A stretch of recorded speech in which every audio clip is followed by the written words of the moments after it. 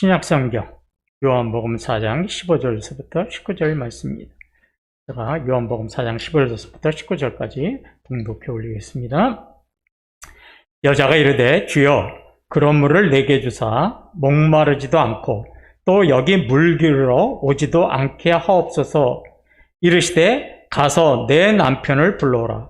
여자가 대답하여 이르되 나는 남편이 없나이다. 예수께서 이르시되 내가 남편이 없다 하는 말이 옳도다. 너에게 남편 5이 있었고 지금 있는 자도 내 남편이 아니니 내 말이 참되도다. 여자가 이르되 주여 내가 보니 선지자로소이다. 아멘. 목병 환자처럼이라고 정했습니다. 왜 목사님이 목병 환자라고 정했을까? 오늘 말씀을 잘 귀에 기울여 보시면 왜 저렇게 제목을 정하셨나 하는 것을 아실 수 있습니다. 우리가 지금 이제 계속 4장을 통해서 예수님과 사마리아 여자, 수가성 여인이 이렇게 대화하는 그런 장면을 이렇게 조목조목 살펴보고 있습니다. 예수님은 수가성 여인에게 이렇게 이야기하셨죠. 여인아, 내가 누구인 줄 알았다면 나는 너에게 하나님의 선물과 영원히 목마르지 않는 그런 샘물, 생수를 줄 수 있었을 텐데, 그러고 말씀을 하셨어요. 그러자 그 얘기를 들은 수가성 여인은 예수님의 말씀에 15절을 보면 이렇게 반응을 합니다. 여자가 이르되 주여 그런 물을 내게 주사 목마르지도 않고 또 여기 물 기르러 오지도 않게 하옵소서. 수가성 여인은 좀 뭔가 착각을 하고 있어요. 예수님이 주실 수 있다고 하는 생수를 어떤 걸로 알았냐면 그냥 세상적인 물, 갈증이 날 때 마실 수 있는 그런 세상적인 물로 알았어요. 그래서 왜 이런 욕을 했냐면 만약에 그런 물이 있다면 내가 그런 물을 마신다면 나는 목마르지도 않을 거고 내가 대낮에 이렇게 뜨거운 대낮에 물을 길러 나오지다니 얼마나 좋을까? 나 그런 수고를 하지 않아서 좋겠다. 선생님, 그런 물 있으면 저 좀 주세요. 이렇게 이야기를 한 겁니다. 자, 수가성 여인이 내게 그런 물을 주세요라고 요구한 것은 영적인 것을 요구한 것이 아니라 세상의 이익, 세상의 편리함을 위해서 그런 요구를 했던 거죠. 이런 모습은 지금도 나타납니다. 예수님을 처음 이렇게 믿기 시작한 우리가 말하는 소위 새신자라고 하는 성도들에게서는 이런 수가성의 여인과 같은 모습이 나타나요. 지금도. 예수님을 처음 믿기 시작한 성도들의 주요 관심은요, 영적인 것이 아닙니다. 내가 예수 믿으면 내가 세상에서 축복을 좀 더 누릴 수 있겠지. 내가 예수님 믿으면 내가 좀 더 세상에 살기가 편해지겠지. 이런 생각으로 합니다. 그래서 세상적인 축복을 구해요. 기도하라고 그러면 무슨 기도하냐면 하나님 나에게 복 많이 주셔서 우리 가정 잘 되게 해주세요. 우리 남편 잘 되게 해주세요. 우리 자녀들 출세하게 해주세요. 세상적인 일을 가지고 기도합니다. 그런데요, 이건 부끄러운 일은 아닙니다. 새신자들은 누구나 그런 과정을 겪고 저와 여러분도 그런 과정을 겪었습니다. 그럼 왜 새신자들, 갓 믿기 시작한 성도들은 이런 세상적인 유익과 편리함을 구할까? 예수님을 제대로 알지 못하기 때문이에요. 아직까지는 영적인 진리를 깨달을 수 있는 그런 수준에까지 올라가지 않았기 때문에 무엇만 구하는 거예요? 세상적인 이익과 세상적인 편리를 구하는 거예요. 지금 수가성 여인도 마찬가지예요. 예수님을 우물가에서 만난 지 얼마 안 됐어요. 예수님이 누군지 몰라서 당신 유대인이에요? 당신 야곱보다 큰 사람이에요? 이렇게 물어볼 정도니까 예수님과 대화는 하고 있지만 예수님을 제대로 알지 못하니까 뭐를 구하는 거예요? 새신자처럼. 나 좀 세상 살기 편하게, 나 그런 물 좀 있으면 좀 주세요. 이렇게 요구했던 겁니다. 그런데 한번 반대로 생각을 해보세요. 오랜 시간 신앙생활을 많이 한 성도들이 있죠. 영적 진리에 대한 말씀을 수십 번, 수백 번 그 말씀을 듣고 말씀을 배운 성도들이 있어요. 그런데 그런 성도들이 지금 막 신앙생활을 한 새신자들처럼 세상적인 축복을 구하고 세상적인 이익을 위해서 기도한다면 이거는요, 신앙생활에 뭔가 문제가 있는 겁니다. 그래서 성경은 이런 성도들을 뭐라 하냐면 아직까지도 젖 먹는 성도구나 이렇게 이야기하는 거예요. 이제는 젖을 먹었으면 밥을 먹고 딱딱한 걸 먹어야 되는데 수십 년 신앙생활하고 수십 년 교회를 다니고 수백 번 수천 번 진리의 말씀을 들었는데도 아직도 어린아이예요. 기도하라 그러면 세상적인 축복 주세요. 돈 많이 벌게 해주세요. 이번 주 로또 복권 하나 샀는데 뭐 1등은 바라지도 않고 한 3등 정도 되게 해주세요. 이런 기도해요. 그럼 신앙에 문제가 있는 거죠. 장성한 분량에까지 이르러야 되는데 장성한 분량에 이르는 게 뭐예요? 영적인 것을 구해야 되는데 어떻게 되는 거야? 아직도 세상적인 것을 구한다면 이건 뭐예요? 아직도 나는 신앙이 성장하지 못했구나. 이런 증거가 되는 거죠. 자, 예수님께서 수가성 여인에게 하나님의 선물과 영원히 목마르지 않는 생수를 주시겠다고 말씀하실 때 이 수가성 여인은요 50% 호기심, 50% 기대감. 과연 그런 물이 있을까? 야, 그런 물 있으면 정말로 좋겠다. 이런 호기심과 기대로 가슴이 좀 쿵탕쿵탕 뛰었어요. 그래서 언제 주실래나 기다리고 있는데 예수님 갑자기 어떻게 돼요? 그 기대를 한순간에 무너뜨려 버려요. 그게 바로 16절이죠. 16절에 뭐라고 말씀하시냐면 이렇게 이야기하세요. 이르시되 가서 내 남편을 불러오라. 우리는 뭐라고 자다가 봉청 두들긴다고 그래요. 언제나 그런 물 줄까? 나 그런 물이 있으면 나 정말로 행복하겠다 이랬는데 갑자기 엉뚱한 소리 하세요. 내 남편을 불러와라. 아마 수가성 여인 얼굴이 시뻘개지면서 엄청나게 당황했을 거예요. 그런데 사실 이 말은요, 사람들 사이에서는 수가성 여인에게는 절대로 해서는 안 되는 말이었죠. 우리는 왜 세상 사람들이 수가성 여인에게 이런 말을 해서는 안 되는가? 그 이유를 18절에서 찾을 수 있습니다. 너에게 남편 5이 있었고 지금 있는 자도 내 남편이 아니니 내 말이 참되도다. 예, 수가성 여인에게 남편이 5명이나 있었대요. 그럼 왜 남편이 5명이나 있었을까? 이혼을 당했을까? 아니면 남편이 전부 다 이 수가성 여인의 팔자가 기구해서, 이거 세상적인 이야기입니다. 오해하지 말고 들으세요.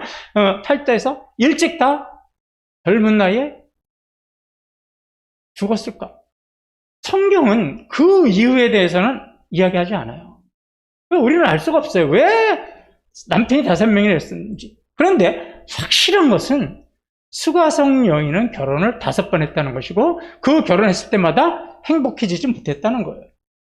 결혼을 5번이나 했지만 그의 생활은 지금도 비참하고 어렵게 살아가고 있는 여인이라는 겁니다.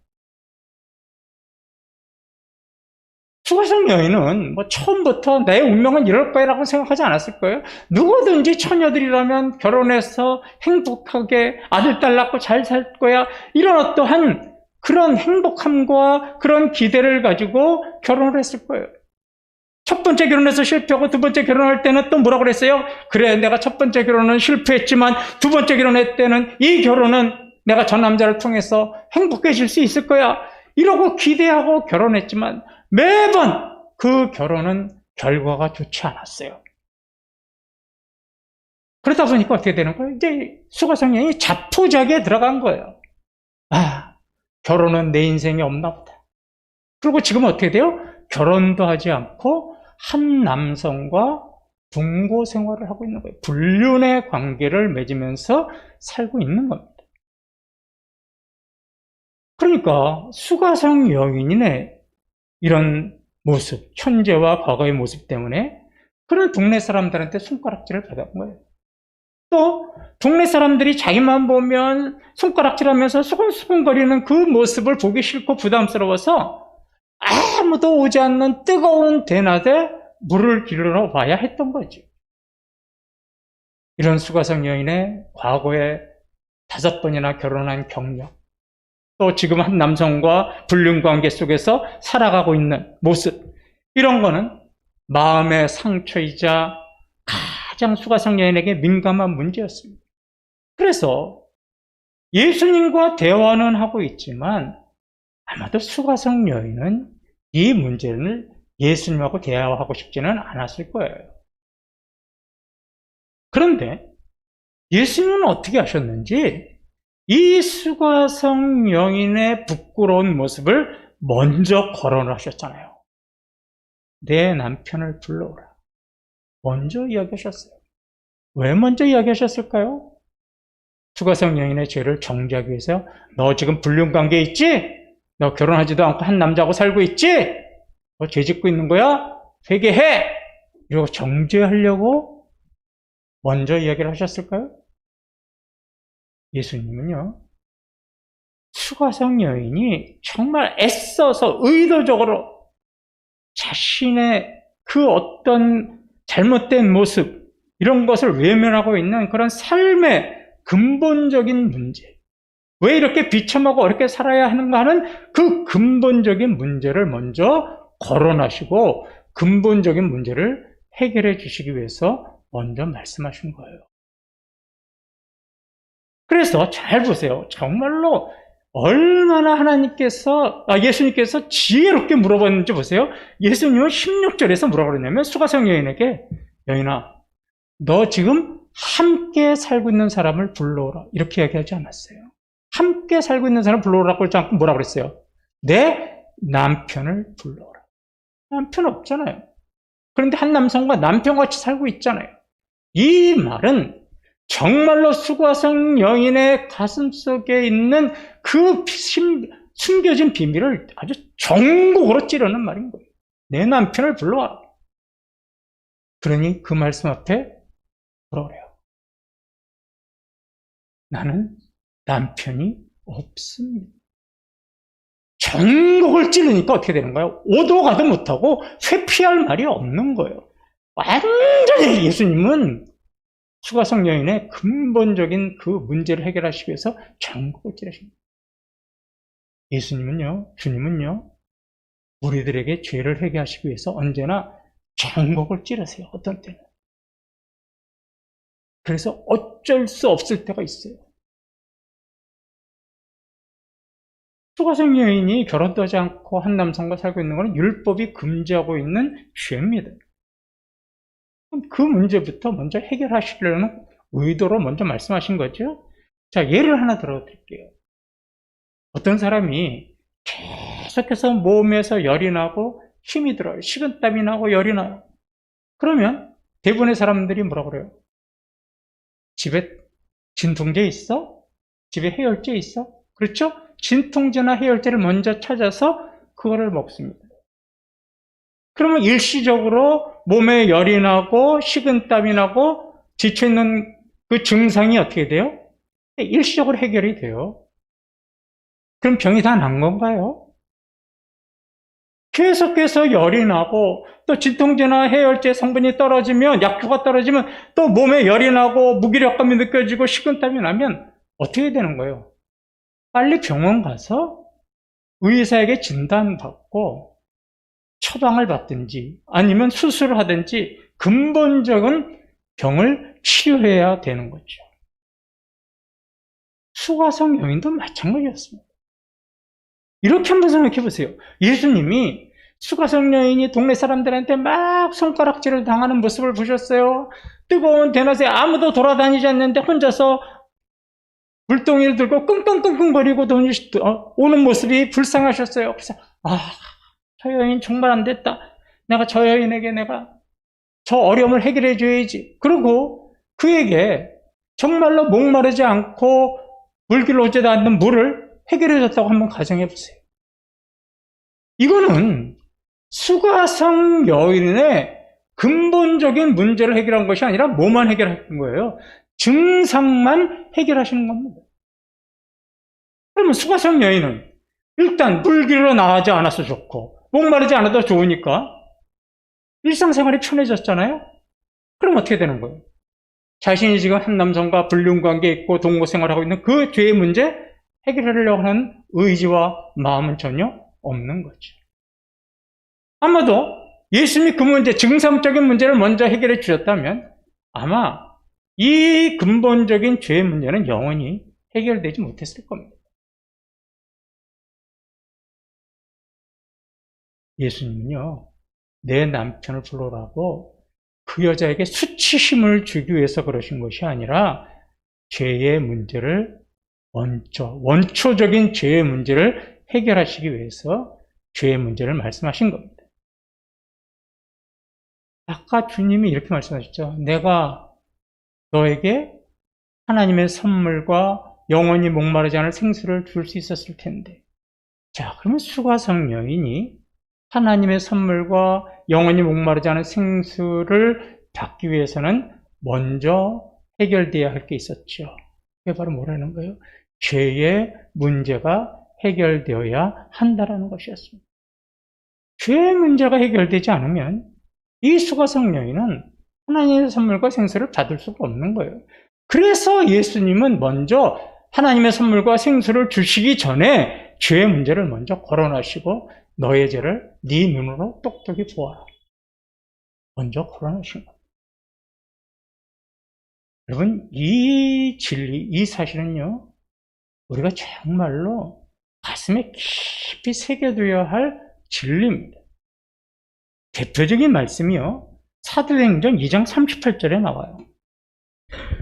베드로가 이르되 너희가 회개하여 각각 예수 그리스도의 이름으로 세례를 받고 죄 사함을 받으라.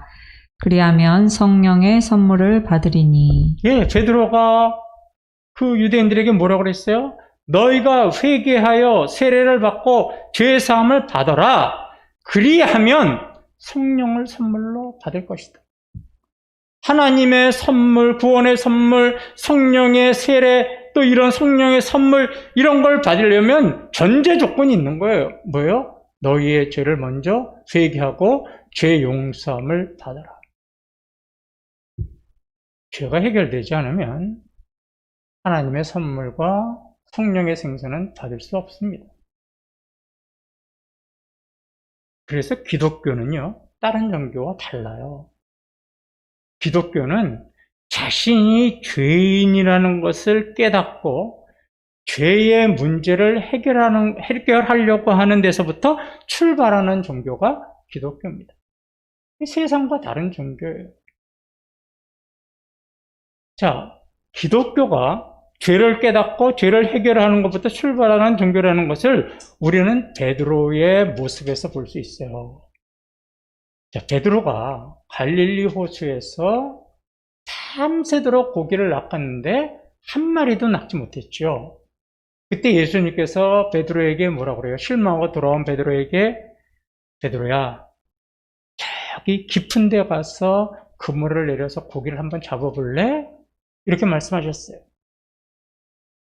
그런데 베드로는 자기가 어부 생활을 몇십 년 한 전문가지만 그 시간에는 거기에 고기가 없다는 걸 알고 있지만 어떻게 돼요? 예수님의 말씀에 순종해요. 깊은 데 가서 그물을 던졌더니 어떻게 돼요? 그물이 찢어질 정도로 많은 고기를 낚습니다. 베드로는 깜짝 놀랐죠. 세상적인 진리와 상식을 넘어서는 하나님의 말씀에 깜짝 놀랐어요. 그리고 나서 땅에 돌아오자 베드로는 누가복음 5장 8절을 보면 이렇게 행동을 합니다. 시몬 베드로가 이를 보고 예수의 무릎 아래에 엎드려 이르되 주여 나를 떠나소서 나는 죄인이로소이다 하니. 예수 그리스도의 그 세상의 상식과 이치를 뛰어넘는 진리의 말씀, 하나님의 범접할 수 없는 그 거룩하고 경건한 모습 앞에서 무엇을 봤어요? 나는 죄인이로소이다. 자신이 죄인이라는 것을 깨달아요. 그리고 나서 베드로의 삶이 어떤 삶으로 바뀌나요? 어부의 삶에서 예수님을 쫓아가는 제자의 삶으로 바뀌죠. 삶의 변화가 무엇부터 시작됐습니까? 나는 죄인으로서이다. 죄를 깨닫는 것부터 시작이 됐습니다. 이게 기독교입니다. 우리가 주위 사람들에게 예수님을 믿으세요, 예수 믿고 천국 가세요 그러면 많은 사람들이 뭐라 그래요? 아, 그래요? 저는요 정직하게 살아요. 남들한테요 부끄러운 짓도 안 하고 살아요. 나는 남들한테 피해도 주지 않아요. 그러니까 나는 구태여 예수 믿지 않아도 이 세상을 잘 살아가고 있어요. 다른 사람한테 이야기하세요. 이렇게 이야기하죠. 이렇게 이야기하는 사람은요 기독교의 진리를 하나도 모르는 사람이 하는 말입니다. 그들이 왜 이렇게 얘기하냐면 기독교를 어떤 종교로 알고 있냐면 기독교는 윤리적이고 도덕적으로 살아갈 수 있도록 하는 그런 도덕적인 종교라고 생각하기 때문에 그런 종교 아니더라도 나 도덕적으로 잘 살고 있어요 라고 이야기하는 거예요. 그런데 요한복음 17장 3절을 보면 이렇게 말씀하십니다.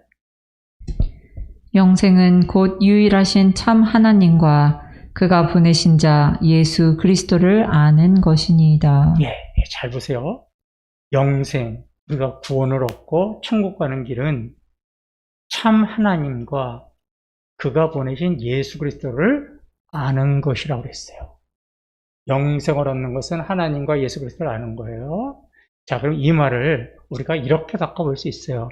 그럼 지옥 가는 거, 영원히 살지 못하고 멸망하는 거, 죄는 뭘까요? 거꾸로 보시면 돼요. 하나님을 알지 못하고 그가 보내신 예수 그리스도를 알지 못하는 것이 바로 뭐예요?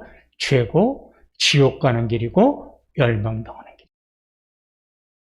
그러니까 인간의 모든 죄는 어디서부터 시작되냐면 하나님과 예수 그리스도를 알지 못하는 죄에서부터 시작이 되는 거예요. 기독교는요, 인간이 도덕적으로, 윤리적으로 살아가도록 하는 종교가 아닙니다. 기독교는 만물의 시작이신 창조주 하나님, 그리고 타락한 인간들을 구원하기 위해서 십자가에 내려오신 구원자 예수 그리스도를 알지 못하는 것이 죄예요. 그래서 여기서부터 출발하는 거예요, 기독교는. 그래서 죄인이라는 것을 깨닫고 하나님과 예수님을 알아가는 종교, 이게 기독교입니다. 세상 종교와 다른 거죠. 자, 그런 의미에서 수가성 여인을 보세요. 수가성 여인은 예수님이 자신을 구원하기 위해서 사마리아 땅까지 오셨어요. 그런데 그분이 예수님인지 아직 모르고 있죠? 죄의 문제를 해결해 주실 예수 메시아로 오셨는데 그분을 알지 못하니까 어떻게 하는 거예요? 내가 너의 죄를 해결해 줄 수 있는 사람이다. 그리고 너의 죄를 해결해 줄 뿐만 아니라 너의 죄가 해결이 된다면 나는 하나님의 선물과 영원한 생수를 줄 수 있는 사람이란다. 나를 알아가라. 이렇게 말씀하신 겁니다. 역사학자들이요, 이렇게 참 좋은 말을 했어요. 과거의 잘못된 삶을 정리하지 못하면 미래는 없다. 이게 역사학자들의 세상의 역사를 통해서 배운 진리랍니다. 과거의 삶을 정리하지 못하면 미래는 없대요. 그러니까 어떤 사람이든지 행복하고 안정된 미래를 준비하려면 제일 먼저 해야 될 일이 뭐냐면 과거의 잘못된 상처, 과거의 잘못된 문제를 먼저 해결해야 한다는 거예요. 그런 의미에서는 기독교도 마찬가지입니다. 죄의 문제가 해결되지 않고는 미래가 없습니다. 죄의 문제가 해결되지 않고는 구원도 없습니다. 천국도 없습니다. 부활의 소망도 없습니다. 여기서부터 시작되는 거예요. 죄의 문제가 해결되어 저와 여러분의 미래가 보여지는 겁니다. 그런데 우리는 늘 이 쉬운 진리를 잊어버리거나 또 너무 쉽게 생각해요. 죄라는 근본적인 문제를 해결하기보다는 늘 우리는 어떻게 살아가냐면 죄에 따라서 나타나는 그 삶에 나타나는 그 증상을 해결하려고 하는데 급급해요. 그러다 보니까 신앙도 성장하지 못하고 근본적인 문제도 해결하지 못하고 어려운 일만 계속해서 생겨나는 거죠. 근본적인 몸의 병을 치료하지 못하니까 이것이 아프고 또 이것 아픈 데서 저것이 아프고 저것이 아픈 데서 또 저쪽으로 옮겨져서 아프고 이런 거하고 똑같은 겁니다.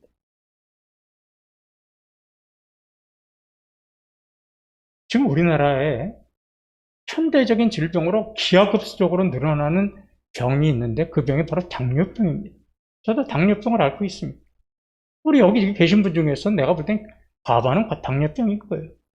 본인이 지금 당뇨병인지 아닌지 몰라서 그렇지. 엄청나게 지금 당뇨병 환자가 늘어나고 있습니다, 우리나라가. 이게 아주 심각합니다, 지금. 그래서 당뇨병이 얼마나 심한지 몇 년 전에 이제 어떻게 돼요? 의료보험 수가 적용이 될 정도로 심각한 병이 됐습니다. 당뇨 합병증 오면 정말로 무섭습니다. 다리를 절단해야 되고 발가락을 절단해야 됩니다. 근데 당뇨병이 무서운 이유가 뭔지 아세요? 이게 몸에 나타나는 증상이 없어요. 예를 들어서 뭐 어디가 뭐 찌릿찌릿하게 아프다든지 어디가 막 저리다든지 어디가 막 고통스럽게 막 찔리는 것처럼 아프든지 이러면 내가 환자구나, 내가 병이 있구나 이걸 아는데 당뇨병 환자는 그런 외부적인 증상이 없어요. 그러니까 내가 당뇨병 환자인지 내가 정상적인 사람인지 구분이 안 갑니다. 또 당뇨병 환자도 마찬가지예요. 당뇨병이라는 진단을 받았는데도 외부적인 증상이 없으니까 어떻게 되는 거예요? 음식 앞에서 절제를 하지 못해요. 참 음식 앞에서 유혹을 이겨내지 못합니다. 그러다 보면 당뇨병은 점점 더 심해가지고. 그래서요, 어떤 사람이 도저히 안 돼 있어가지고 이렇게 했대요. 식탁 앞에다가 이렇게 큰 글씨를 써놨대요. 나는 당뇨병 환자다. 밥 먹을 때마다 뭘 보는 거예요? 나는 당뇨병 환자. 나 당뇨병 환자지. 나 오늘 또 이거 먹으면 혈당이 높아지고 또 나기 힘들어지겠지. 절제해야지. 내가 먹고 싶은 거 절반만 먹고 참아야지. 자신의 상태를 정확하게 알고 음식을 절제하기 위해서 그렇게 써놨답니다. 제가 볼 때 이 사람은요, 정말로 평생 당뇨병 때문에 죽을 일은 없을 거예요. 왜요?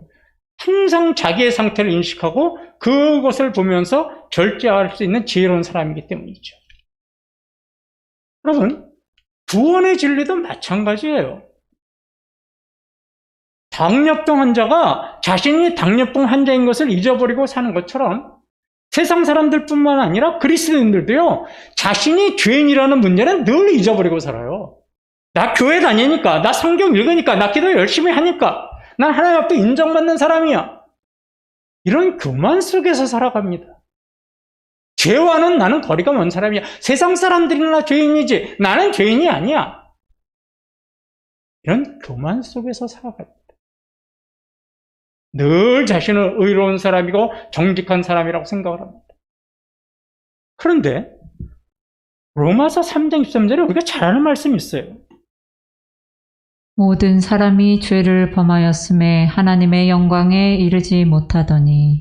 모든 사람이 다 죄인이랍니다. 당뇨병 환자가 자신이 당뇨병 환자인 줄 모르면 당뇨병 때문에 큰 어려움을 당합니다. 제가 당뇨병 내분비과에 가서 치료를 받는데 몇 년 전까지만 해도 나이 드신 분들이 주로 오셨어요. 요즘 젊은 애들이 엄청 많아요. 제가 신촌 세브란스 병원을 다니는데 피검사하는 데가 어디가 제일 바글바글 하냐면 당뇨병 피검사하는 데가 제일 바글바글거려요. 거긴 대기줄이 50분, 60분까지 나와요, 번호표가. 왜요? 당뇨병이 심각한 거예요. 그러면 이렇게 될 때까지 왜 방치를 했을까요? 당뇨병 환자인지 인식을 못하는 거예요. 당뇨병 환자인 줄 알면서도 절제를 못하는 거예요. 자식들 의대 보내고 싶으시면 당뇨병 관리하는 의사 되게 하십시오. 아마 돈 많이, 옛날 산부인과 의사 돈 많이 벌었듯이. 이거는 지금 현대적으로 처방할 수 있는 방법이 없어요.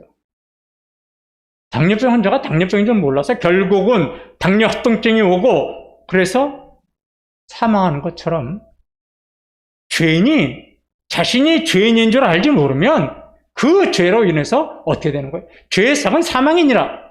멸망할 수밖에 없습니다.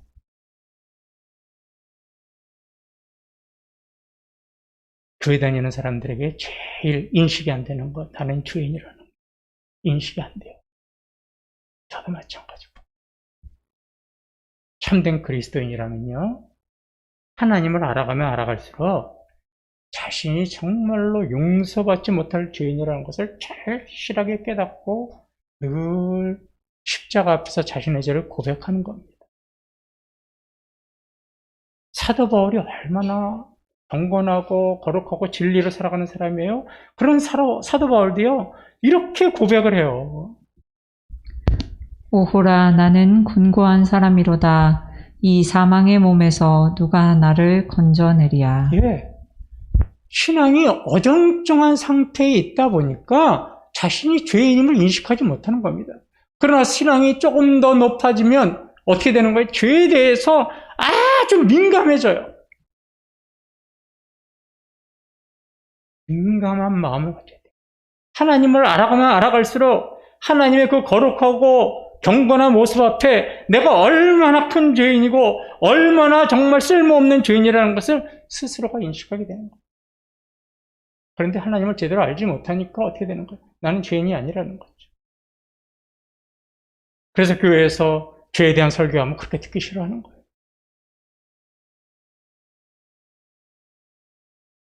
자, 말씀을 마치죠. 아까도 말씀드렸듯이 예수님께서 수가성 여인에게 내 남편을 불러오라 한 거는요, 정죄하시려는 게 아니에요. 너 나 누군지 모르니 너 한번 당해봐라 그러고 수치심을 주려고 하신 말씀이 아닙니다. 죄를 지적하신 목적은 죄를 지적하신 데 목적이 있는 것이 아니라 그 불쌍한 여인에게 하나님의 구원의 선물과 영원히 목마르지 않은 생수를 주시기 위해서 죄를 지적하신 겁니다. 지금도 우리 주님은 저와 여러분의 죄를 지적하십니다. 우리가 남들에게 들킬까봐 가슴 한구석에 아주 신비하게 꽁꽁꽁꽁 싸놓은 죄악까지도 주님은 정곡으로 찌르시면서 그 죄를 들춰내십니다. 그런데도 우리가 회개하지 않으면 하나님은 때로는 그 죄를 회개시키기 위해서 우리의 삶에 시련과 고난과 고통을 주시기도 합니다. 우리의 삶을 힘들게 하시기도 합니다. 예수님께서 이렇게 하시는 거 우리를 힘들게 하시려는 게 목적이 아닙니다. 우리를 정죄하시려고 하는 거 아닙니다. 여러분들에게 마음속에 정말 남들에게 말도 못하고 또 예수님 앞에 고백하자니 너무나도 부끄러운 죄가 있다면 그 죄의 핵심을 찔러서 빨리 그 죄의 근본적인 문제를 해결하고 하나님의 선물과 성령의 생수를 주시기 위해서 여러분을 그만큼 사랑하시기 때문에 그 은밀한 죄를 들춰내시는 겁니다. 여러분, 그 구원의 선물, 성령의 생수를 받는 단 한 가지 비결은 여러분들의 죄를 먼저 해결하는 겁니다. 철저하게 회개하는 겁니다. 아직까지도 십자가 앞에 회개하지 못하고 마음 한구석에 꽁꽁 숨겨놓은 죄. 그래서 늘 이 죄가 나의 신앙생활에 거침돌이 되고 장애물이 되는 죄, 저나 여러분이나 한 가지씩은 다 있습니다. 어떤 때는 너무나 부끄러운 죄라서 하나님 앞에 회개하는 것조차 외면하고 애써서 회피하는 죄도 저와 여러분에게는 하나씩 있습니다. 여러분, 그 죄까지도 십자가에 내려놓으십시오.